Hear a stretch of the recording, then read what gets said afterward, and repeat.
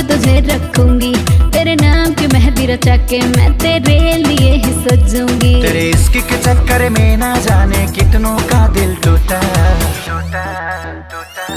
तू झूठी, तेरा प्यार भी झूठा। तू झूठी, तेरा प्यार भी झूठा झूठा।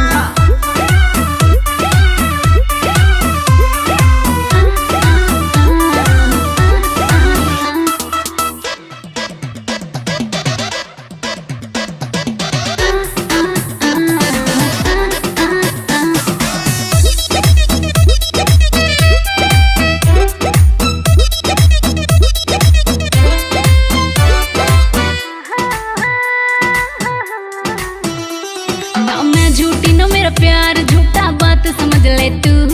अब आग में जल के बार बार क्या तुमको कहूँ लव यू।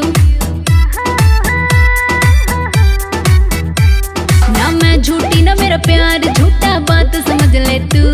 अब आग में जल के बार बार क्या तुमको कहूँ लव यू। अरे ऐसे नहीं तुझ पे ट्रस्ट करूंगा, मैं सिंगल हूँ साला सिंगल ही मरूंगा। अरे ऐसी कौन सी बात हुई जो बापू मेरा रूठा। तू झूठी, तेरा प्यार भी झूठा।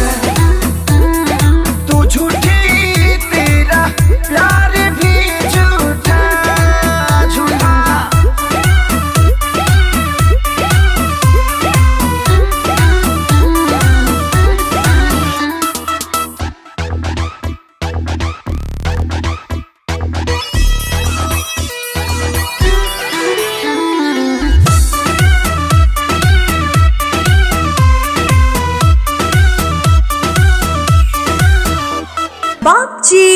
बुढ़ाऊ के डेंटिंग पेंटिंग होता है।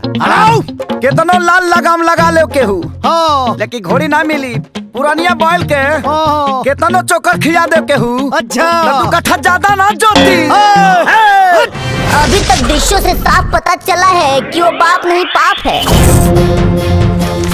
अरे जिस उम्र में नाती पोता के उंगली पकड़ा के दुनिया के अच्छी शिक्षा देनी चाहिए, उस उम्र में एक बाप अगर शादी करे अपने जवान बेटा के रहते हुए, तो उस बेटा को तो धरती फाड़ के घुस जाना चाहिए।